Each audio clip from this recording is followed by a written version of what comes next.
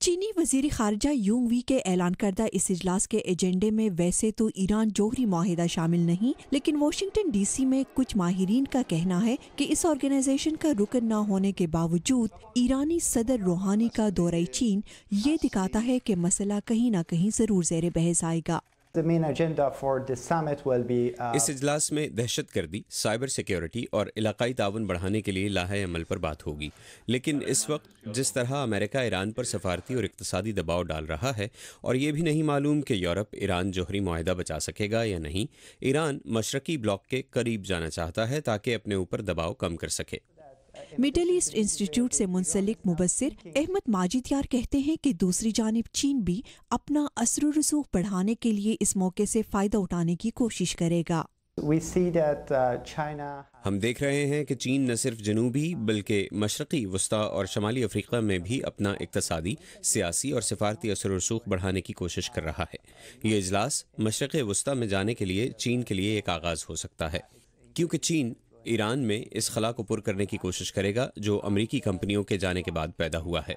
اجلاس کے موقع پر ایرانی صدر روحانی اور چینی صدر شی کے مابین ملاقات کے بارے میں جانس ہاپکنس یونیورسٹی میں ساؤتھ ایشیا اسٹڈیز پروگرام کے ڈائریکٹر ڈاکٹر والٹر اینڈرسن کہتے ہیں کہ ایران سے نزدیکیاں بڑھاتے وقت چین کو یہ سوچنا ہوگا کہ ان کے اس اقدام پر امریکی انتظامیہ میں سخت ردعمل سامنے آ سکتا ہے۔ ظاہر ہے امریکی انتظامیہ اس سے خوش نہیں ہوگی، لیکن چین احتیاط سے کام لے گا، کیونکہ دوسری طرف امریکہ کے ساتھ ان کے تجارتی مذاکرات بھی جاری ہیں۔ امریکہ ان کا سب سے بڑا تجارتی پارٹنر ہے، سو ایران کے ساتھ جانے کے لیے چین ضرور احتیاط کرے گا۔ ڈاکٹر اینڈرسن تسلیم کرتے ہیں کہ چین موقع سے فائدہ اٹھاتے ہوئے مشرق وسطی میں اپنا اثر و رسوخ بڑھانے کی کوشش کرے گا، لیکن یہ اتنا آسان بھی نہیں ہوگا۔ ہمیں یہ نہیں بھولنا چاہیے کہ یورپ اور امریکہ مشرق وسطی میں سب سے بڑے تجارتی پارٹنرز ہیں، اور پھر بھارت بھی مشرق وسطی میں ایک نئے تجارتی اور سیکیورٹی پارٹنر کے طور پر ابھر رہا ہے۔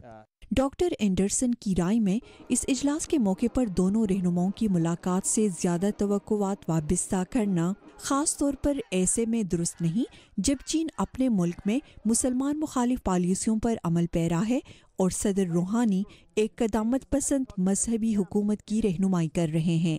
شہناز نفیس، اردو VOA۔